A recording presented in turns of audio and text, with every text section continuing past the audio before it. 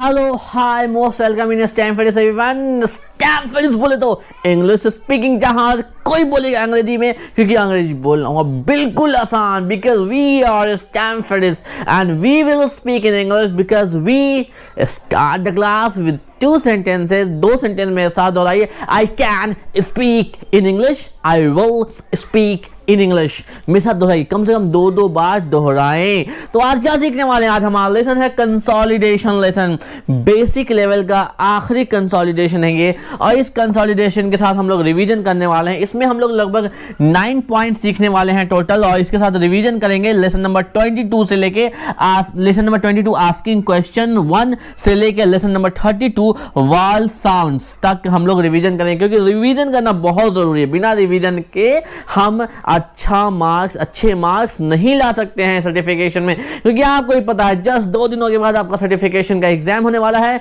So are you ready for this revision and learning of the day for the fantastic performance in your certification exam by CEF for you?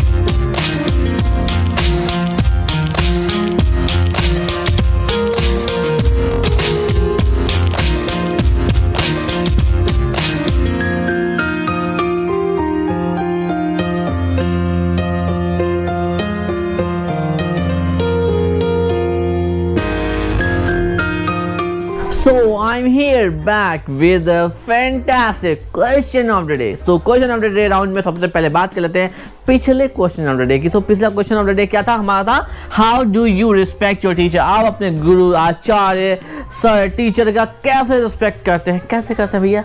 How बताइए।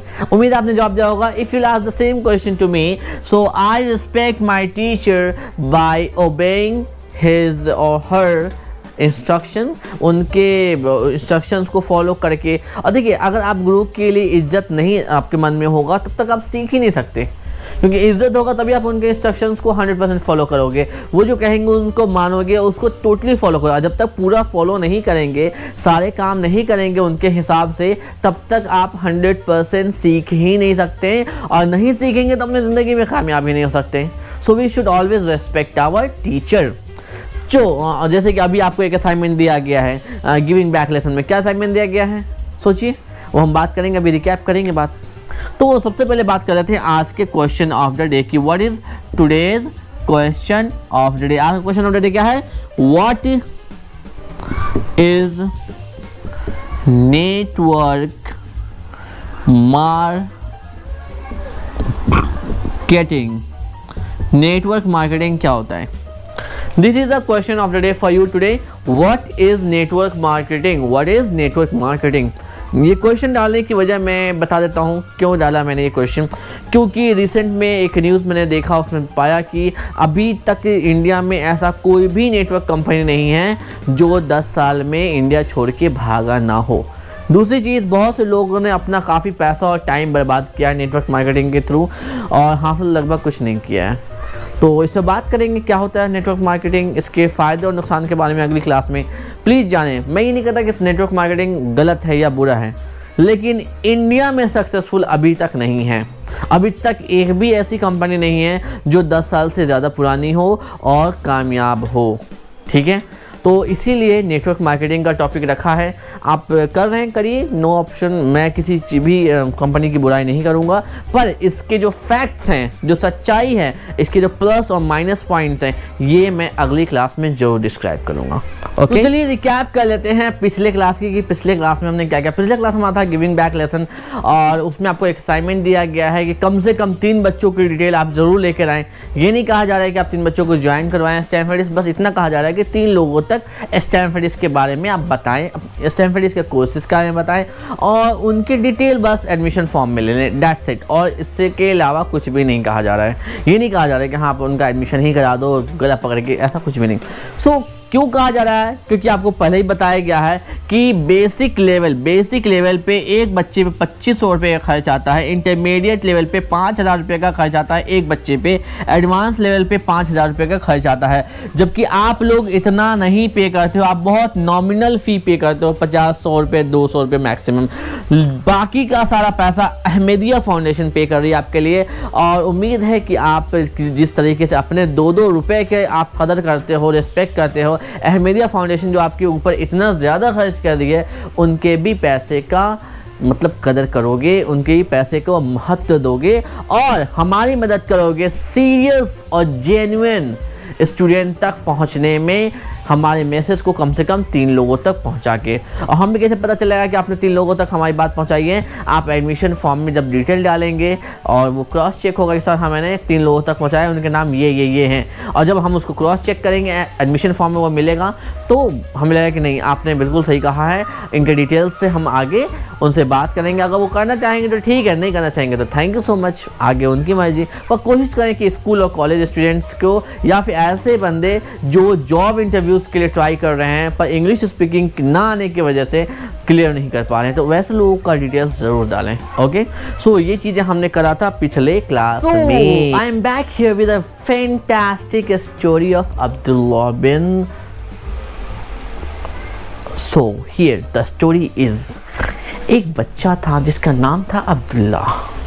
ये real story सुना रहा हूँ, fake story नहीं है, आप Google पे search करके फाइंड आउट भी कर सकते हो। तो अब्दुल्ला जब बहुत छोटे थे, मतलब बचपने की एज में थे, टीनेजर्स की एज में थे, तो उनकी माँ उनको कहती थी यार बाबू पढ़ो पढ़ो पढ़ो, और अब्दुल्ला नहीं पढ़ते थे, मतलब उतना ध्यान नहीं देते थे पढ़ाई की तरफ। तो हर गार्जियन की तरफ उनके माँ बाप भी कहते थे बेटा पढ़ो पढ़ो पढ़ो।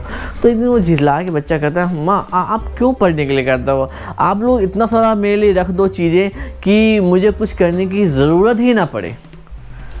तो एक दिन उनकी माँ ने कहा बेटा अगर हम आपके लिए ढेर सारी ज्वेलरी, बहुत बड़ा घर बना के चले जाएं, ढेर सारा पैसा दे के चले जाएं, तो क्या गारंटी है कि आप अपनी ज़िंदगी अच्छे से काट लोगे? इसकी क्या गारंटी है? मान लो कोई चोर डाकू आपके पीछे लग गया और सारा कुछ आपसे छीन के ले गया, तो बंदूक दिखाएगा लेके चला जाएगा। चलो वो भी नहीं होता है, आजकल बहुत अच्छे सारे पुलिस वाले हो गए हैं, वो भी नहीं होता है। मान लो भूकंप आ गया, जलजला आ गया और वो मकान गिर के निस्तनाबूद हो गया और सारे खजाने पैसे उसके नीचे दब गए, तब आप क्या करोगे? भूखे मरोगे। पर अगर आप पढ़ाई कर लोगे, नॉलेज अर्न कर लोगे, कुछ सीख जाओगे, तो वो भूकंप आए, जलजला आए, बाढ़ आए, कोई भी आपसे नहीं छीन सकता, यहाँ तक कि कोई आपसे चुरा भी नहीं सकता। चुरा सकता है क्या? मेरी जो स्किल है, टीचिंग स्किल, कोई मुझसे चुरा सकता है? ये गन रख के कहेगा हाँ मेरे को टीचिंग स्किल दे दो, तो क्या ये पॉसिबल है? नहीं। हाँ, मैंने जो चीज़ें अर्न करी है, जो कमाई है, वो कोई ले सकता है, पर जो चीज़ें मैंने सीखी है, जो स्किल अपना डेवलप किया है, क्या ये स्किल कोई ले सकता है? ना चुराया जा सकता है, ना ये बर्बाद हो सकता है। और जितना इस पे काम करूँगा, जितना इसको मैं खर्च करूँगा इस स्किल को, ये स्किल जो मेरे अंदर है ये और बढ़ता चला जाएगा, निखरता चला जाएगा। कहा गया है नॉलेज इज़ द ट्रेजर, जो ज्ञान एक ऐसा खजाना है जो खर्च करने से बढ़ता है। अगर आप अग्री करते हो तो बताओ। और अब्दुल्ला उस दिन के बाद से समझ गए चीज़ों को काफ़ी अच्छे से, वो मार्क्स से बहुत ज़्यादा टेस्ट थे तो उनकी बातों को समझा बूझा और आगे चल के वो बने मलेशिया के सबसे पॉपुलर राइटर। और आज मलेशिया में काफ़ी लोग उनको जानते हैं, उनकी बुक्स काफ़ी अर्न करके उनको देती है। आपको पता अगर आप किताब लिखते हैं, वो किताब बिकती है तो पब्लिशर आपको उसका 1% देते हैं। आज भी जो राइटर जैसे जवाहरलाल नेहरू, इंदिरा गांधी वगैरह हैं, जिन्होंने कुछ किताबें लिखी, रविन्द्रनाथ टैगोर ने कुछ किताबें लिखी हैं, तो आज भी उनके पूर्वजों, उनके आगे की जनरेशन्स को भी रॉयल्टी पैसा आता है, कुछ परसेंटेज। तो आप अब बताइए मुझे यहाँ पे, ये जो कहानी आपको मैंने बताया, ये कहानी जो मैंने आपको बताया अब्दुल्लाह बिन अब्दुल कादिर की, जो एक मलेशियन लिटरेचर हैं, इससे आपको क्या सीख मिली? What did you learn from this story of Abdullah Malaysian literature? इसकी स्टोरी से आपको क्या सबक मिलता है, क्या उनकी माँ ने जो उनको समझाया, जो कहा, do you agree with that? क्या आप सहमत हो इससे? अगर हो तो क्यों?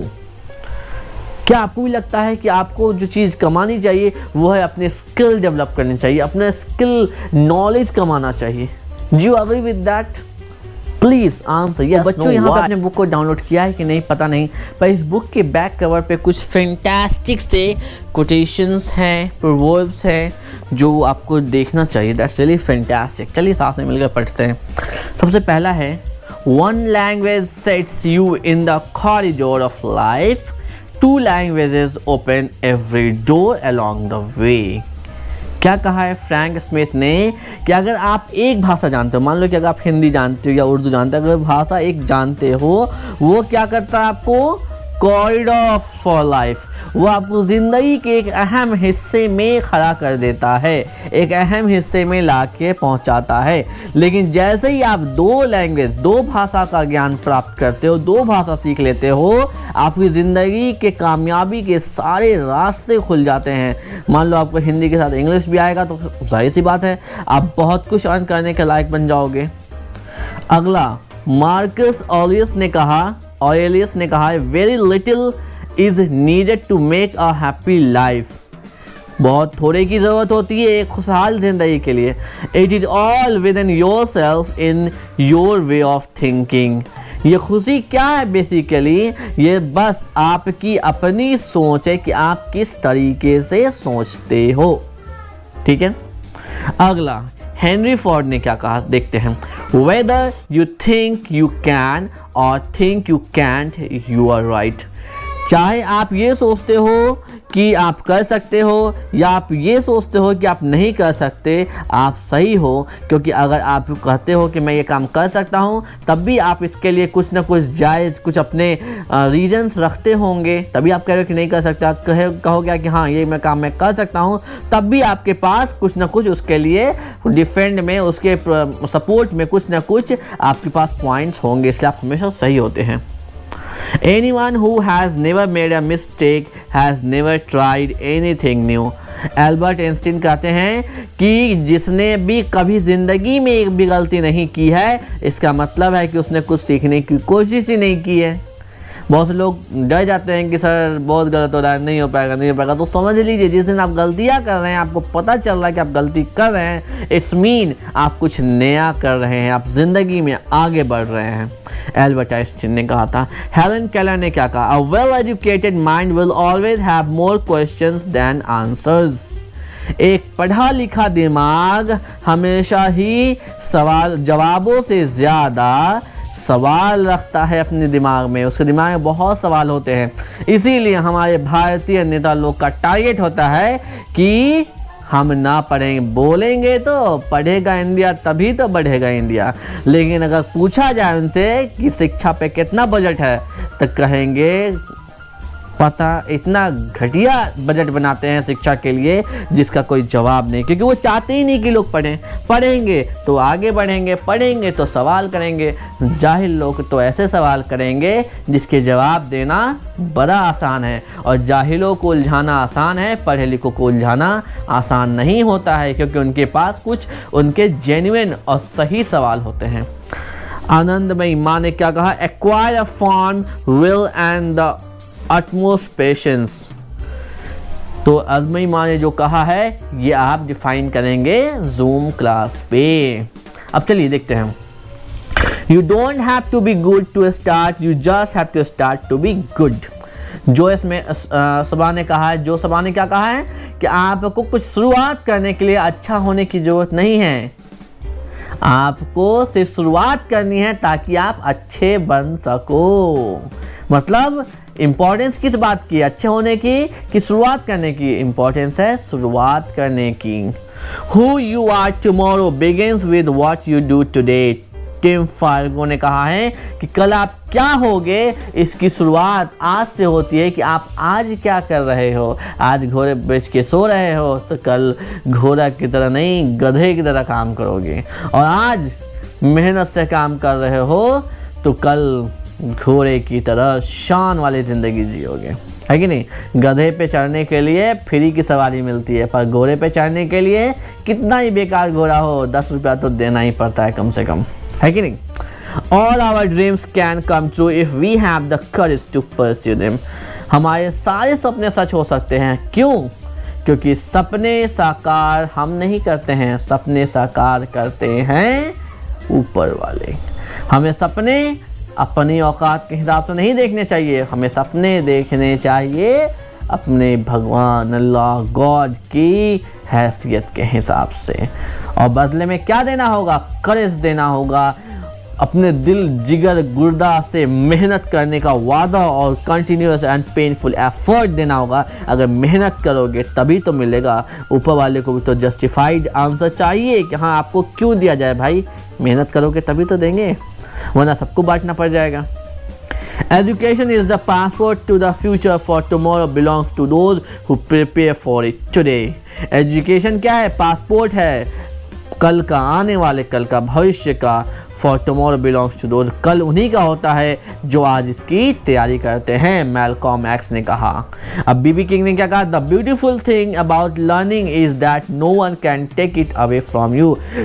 सबसे खूबसूरत बात सीखने की यही है कि इसको कोई आपसे चुरा के ले नहीं जा सकता। All we are is the result of what we have thought. आज हम जो भी हैं ये डिपेंड करता है, ये रिजल्ट है, परिणाम है कि हमने क्या सोचा। By changing our mode of thinking we can remake ourselves completely. Eknath Easwaran ने कहा है कि हम अपने सोचने का तरीका बदल करके अपनी ज़िंदगी को पूरी तरीके से, अपने आप को पूरी तरीके से बदल दे सकते हैं। यहाँ पे एक कोटेशन है जिसको आपको बताना है, डिस्कस करना है। Learning is a treasure that will follow its owner everywhere. Learning, सीखना, knowledge, learning, सीखना। जब हम सीखते हैं ये एक ऐसा खजाना है जो कहीं पर पड़ा नहीं रहता है, छुपा नहीं रहता, ये हमेशा उनको फॉलो करता है जो इसका मालिक होता है। जहाँ भी आप जाओगे ये आपके पीछे पीछे आएगा। आप बहुत अच्छे स्पीकर हो, आप बहुत अच्छा, जैसे कि मैं इंग्लिश जानता हूँ, मैं इंग्लिश पढ़ा सकता हूँ, मैं इंग्लिश को समझा सकता हूँ, इंग्लिश स्पीकिंग में महारत आपको हासिल करा सकता हूँ, तो ये मेरा स्किल है। तो ऐसा नहीं है कि मैं मुंबई जाऊँगा तो ये मेरे पीछे पीछे नहीं आएगा, ये स्किल भी तो मेरे साथ ही आएगा ना जो मैंने सीखा है। मैं बिहार जाऊँ, मैं यूपी जाऊँ, लखनऊ जाऊँ, दिल्ली जाऊँ, कहीं भी जाऊँ, कनाडा चला जाऊँ, चाइना चला जाऊँ, कहीं भी चला जाऊँ, जापान चला जाऊँ, कहीं भी जाऊँ, ये मेरे साथ ही होगा, मतलब कि फॉलो करेगा मुझे हर तरफ। सो आपसे सवाल है, what does writer want to say? जो लेखक हैं, इसके लिखने वाले हैं इस सेंटेंस के, वो क्या कहना चाहते हैं, इसको आप अपने ज़िंदगी से एक एग्जाम्पल देके समझाएंगे। Okay, so I hope you will be ready. So people, now here we have one more fantastic quotation, that is, what is that? Learning is a treasure. सीखना एक खजाना है, that none can steal from us, जो कि कोई भी हमसे चुरा नहीं सकता। हमारा ज्ञान हमसे कोई चुरा नहीं सकता। Do you agree? क्या आप सहमत हो? If yes, then why? If no, then why? इसको नोट डाउन कर लीजिए अपने नोटबुक में। आई होप कि आप लोग पढ़ने बैठते हो तो नोटबुक पेन वगैरह लेके बैठते हो, तो इसको नोट डाउन कीजिए और बताएंगे आज लाइव क्लास में, बताएंगे आपकी क्या आप सहमत हो, हाँ ना क्यों। So here we have a quotation of a very fantastic and popular person of 19th century. His name was Martin Luther King Jr. Martin Luther King Jr. इनकी एक फैंटास्टिक वीडियो है जो कि मैं इस लेसन के साथ आपको भेजने वाला हूँ। सुनिएगा उनको, कितनी फैंटास्टिक बातें उन्होंने कहा है अपने वीडियो में कि आप कभी भी अपने आप को अंडरएस्टिमेट न करें, अपने आप को ये किसी से कम न समझे। आप में अगर जान है, अगर आप जिंदा हैं तो आपकी कुछ वैल्यू है, और ये वैल्यू आपके कर्म, आपके काम के द्वारा डिसाइड होता है कि आप कितना अपने आप को इम्पोर्टेंस देते हो और उस इम्पोर्टेंस के हिसाब से आप क्या करते हो। क्या आपके पास कोई फ्यूचर प्लान है और क्या आप उस प्लानिंग पे काम कर रहे हो कि आपको कल कुछ बनना है। ब्लूप्रिंट है आपके पास कि हाँ, ब्लूप्रिंट मतलब जैसे हमारे कोर्स का एक ब्लूप्रिंट था जो मैंने कोर्स के स्टार्टिंग में आपको भेजा था। तो क्या आपके पास कोई ब्लूप्रिंट है अपने फ्यूचर को लेकर कि हाँ मुझे फला चीज़ बनना है, मुझे वहाँ पहुँचना है, और आप उस ब्लूप्रिंट पे काम कर रहे हो आज? क्या आपने काम करना शुरू कर दिया है? अगर हाँ तो बताइए किस तरीके से काम शुरू किया है, अगर नहीं तो क्यों नहीं किया है, किस बात का इंतज़ार कर रहे हैं? भरोसा आपको करना है तो सिर्फ अपनी मेहनत पे और अपने आप पे। आपके खुद के शरीर, अपनी मेहनत के अलावा इस दुनिया में और कोई ऐसी चीज़ नहीं है जो आपको कामयाबी की तरफ ले जाए। उन्होंने कहा है कि अगर आप मान लीजिए कि सूरज नहीं बन सकते, सन नहीं बन सकते, कम से कम स्टार तो बन सकते हैं, वही बन लीजिए। मान लीजिए कि आप आईएएस ऑफिसर नहीं बन सकते, एटलीस्ट क्लर्क तो बन सकते हैं, टीचर तो बन सकते हैं, टीचर भी नहीं बन सकते, कम से कम बिजनेसमैन तो बन सकते हैं, बिजनेसमैन भी नहीं बन सकते तो कुछ तो बन सकते हैं, कहीं तो अपने आप को प्रेजेंट कर सकते हैं ना। पर जो भी बने वो अपने 200% मेहनत के द्वारा बने, और जो भी हैं आप, जो भी हैं उसमें हमेशा खुद को बेस्ट कैटेगरी पर रखने की कोशिश करें। तभी तो KFC का नाम आपने सुना होगा। सिर्फ चिकन फ्राई बना करके पूरी दुनिया में 60 साल का एक बूढ़ा आदमी फेमस हो जाता है। क्यों फेमस होता है? क्योंकि जब उसने फ्राई किया, जो उसने काम शुरू किया, उसमें उसने अपना 200% दिया। खान सर को सारे लोग जानते हैं। क्यों जानते हैं? क्योंकि उन्होंने पढ़ाना शुरू किया तो उसमें अपना 200% दिया। आज मैक्सिमम लोग उनको जानते हैं। बहुत से नेता हैं पूरे इंडिया में, पर हर चीफ मिनिस्टर का नाम आपको नहीं पता होगा, पर केजरीवाल का नाम आपको पता है। बहुत से ऐसे भी लोग होंगे जिनको अपने राज्य का चीफ मिनिस्टर का नाम नहीं पता, पर केजरीवाल को जानते हैं। क्यों? क्योंकि वो एक जगह पे है, जिस जगह पे है वहाँ पे अपना 200% बंदा दे रहा है। जब 200% देगा तो जाहिर सी बात है वो चीज़ रिजल्ट देगी। आपने बहुत से लोगों का नाम सुना है, बहुत से साइंटिस्ट का नाम सुना है। अगर मैं बोलूं कि 5 साइंटिस्ट का नाम बताओ, आप नहीं बता पाओगे, लेकिन APJ अब्दुल कलाम का नाम बता पाओगे, क्योंकि उस बंदे ने अपने फील्ड में अपना 200% दे करके एक मुकाम हासिल किया है। दुनिया में 1000 से भी ज़्यादा फील्ड हैं काम करने के लिए, लेकिन नाम वही कमाता है जो जहां है अपनी जगह पे अपना 200% दे रहा है। अगर मैं आपसे पूछूं किसी बावर्ची मास्टर शेफ का नाम बताओ जिनको आप जानते हो, तो आप एक ही नाम लोगे। वो नाम क्या है? सोचो आपने के मन में उनका ही नाम क्यों आया? ठीक है, सोचने वाली बात है, क्योंकि उन्होंने अपनी ज़िंदगी का 200% एफर्ट अपने काम पे लगाया है। नाम वही कमाता है जो काम करता है। बिना एक्स्ट्राऑर्डिनरी मेहनत किए हुए कोई भी नाम नहीं कमा सकता। तो जो भी आपका गोल है, जो भी ज़िंदगी का मकसद है, जो भी आप अचीव करना चाहते हो, जहाँ भी हो, आप अपने आप को स्पेशल समझो, अपने आप को स्पेशल कैटेगरी में लाओ। कैसे? अपना 200% और रेगुलर एफर्ट डाल करके। आपको वीडियो देखना है, वीडियो देखने के बाद इन 3 सवालों के जवाब लेके आने हैं। पहला सवाल, what was he talking about? Martin Luther king किस बारे में बात कर रहे थे? अभी मैंने बता दिया थोड़ी देर पहले। What did he speak at then? अंत में उन्होंने क्या कहा? इसके लिए आपको वीडियो देखना पड़ेगा थोड़ा सा। What does he mean by be the best of whatever you are? क्या कहा उन्होंने? उनका क्या मतलब है? ये एक लाइन से, इस लाइन से उनका क्या मतलब है? बी द बेस्ट, सबसे बेस्ट हो, उच्चतम क्वालिटी का बनो, of whatever you are, जो भी हो आप जो भी हो। आपने वीडियोस देखे होंगे, कोई मछली को साफ करके, मछली के पीसेस बना करके भी मिलियंस में व्यूज ले आता है। क्यों? क्योंकि वहां पे वो बंदा बेस्ट है कि नहीं? सो बच्चों, एक जेंटल रिमाइंडर यहाँ पे है। सबसे पहली चीज़ आपको याद होना चाहिए कि आज जो हम लोग 43 लेसन कर रहे हैं, एक दिन के बाद ही आपका सर्टिफिकेशन का एग्ज़ाम होने वाला है। सर्टिफिकेशन एग्ज़ाम का जो क्राइटेरिया है वो सेम है जिसे अपने सेकेंड मंथ का टेस्ट दिया था। जो सारे क्राइटेरिया थे, नोट्स का था, राइटिंग पार्ट का था, वीडियो बना के भेजना था, सेम क्राइटेरिया इस बार भी रहेगा।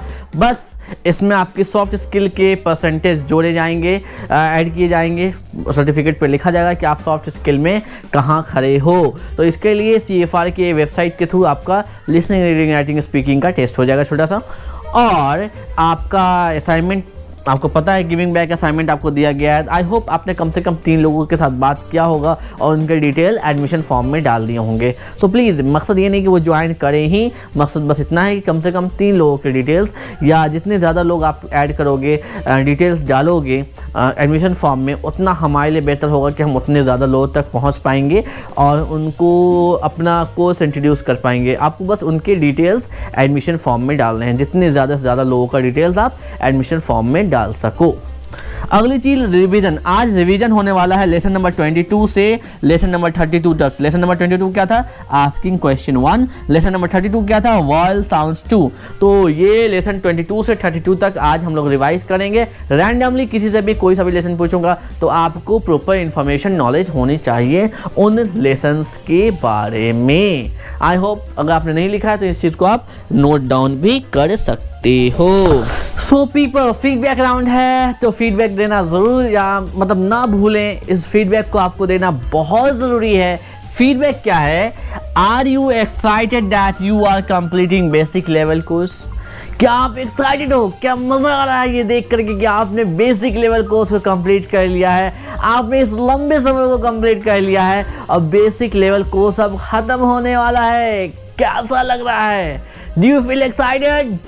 हाँ ना, प्लीज अपने आंसर के साथ जरूर आए आज। दूसरी चीज, did you register yourself in intermediate level batch? क्या आपने खुद का रजिस्ट्रेशन इंटरमीडिएट लेवल बैच में कराया है? नहीं कराया तो अभी कराएं, क्योंकि इंटरमीडिएट लेवल बैच में सीटें बहुत कम हैं और सबसे मज़ेदार बात, इंटरमीडिएट लेवल में नोट्स का झंझट नहीं होता, नोट्स वगैरह उतना नहीं होता है, ना के बराबर होता ही नहीं। सबसे पहली बात, नोट्स नहीं होता है इंटरमीडिएट लेवल बैच में। वीडियोस भी बहुत छोटे छोटे होते हैं, जो लेसन्स हैं बहुत छोटे छोटे होते हैं, पर टू द पॉइंट होते हैं। उसके टॉपिक्स भी आ गए हैं इंटरमीडिएट लेवल में क्या क्या होना है, तो इसका एक हाईलाइट ग्लिम्स दे देता हूँ कि क्या क्या हम लोग करने वाले हैं इंटरमीडिएट लेवल में। हम लोग ये टीएस साउंड की बात करेंगे, वर्ड स्ट्रेस पे बात करेंगे, बॉडी लैंग्वेज पे बात करेंगे, ठीक है, हेल्दी हाइजीन पे बात करेंगे, इलनेस मतलब मेडिकल से जुड़े हुए वर्ड्स की बात करेंगे, सेफ्टी से नंबर क्वांटिफायर्स की बात करेंगे, उसके बाद हम लोग मेडिकल से रिलेटेड वर्ड्स की भाई बात करेंगे वहाँ पे। उसके बाद हम लोग प्रेपोजिशन और कंजक्शन के बेसिक रियल लाइफ एग्जांपल्स और रियल लाइफ में क्या उसका इस्तेमाल होता है उस पर बात करेंगे, lesson talking about place and talking about time के जरिए। उसके बाद हम लोग शॉपिंग से रिलेटेड चीज़ों के बारे में बात करेंगे, मंथली टेस्ट 1 हो जाएगा। फिर हम लोग सीखेंगे कि प्रेजेंट टेंस का रियल जिंदगी में क्या इस्तेमाल होना चाहिए। एक्टिव लिसनिंग की बात करेंगे, क्योंकि एक्टिव लिसनिंग आना बहुत ज़रूरी है।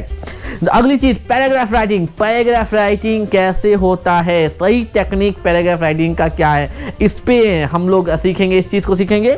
फिर हम लोग सीखेंगे मीडिया के बारे में, प्रिंट मीडिया, डिजिटल मीडिया के बारे में जानेंगे, जो हमारा न्यूज़पेपर है, जो टीवी चैनल्स हैं, तो इसमें आप कैसे जा सकते हो, कैसे परफॉर्म कर सकते हो और इसको कैसे सही तरीके से आप देख के सही इंफॉर्मेशन निकाल सकते हो, इस पे बात होगी, ठीक है। कॉल्स, हमें कॉल्स में इंग्लिश स्पीकिंग के एतबार से कॉल्स को किस तरीके से अटेंड करना चाहिए, और बैंक से रिलेटेड भी काफ़ी फॉर्म, बैंक में जो आप जाते हो किस तरीके से फॉर्म फिलिंग करनी चाहिए, किस तरीके से लोगों से बात करनी चाहिए बैंक में, उसके बारे में बात होगी। रेस्टोरेंट की बात होगी कि रेस्टोरेंट में जो हम जाते हैं तो वहाँ के टेक्निकल क्या वर्ड्स हैं रेस्टोरेंट से रिलेटेड, उस पर बात होगी, ठीक है। फिर हम लोग बात करेंगे एक स्टोरी बुक की, एक नॉवेल ख़त्म करना है, उस नॉवेल की बात होगी। इसमें 2 मूवीज़ हैं, उन 2 मूवीज़ को हम लोग देखेंगे और इसमें टोटल 4 सॉन्ग्स हैं,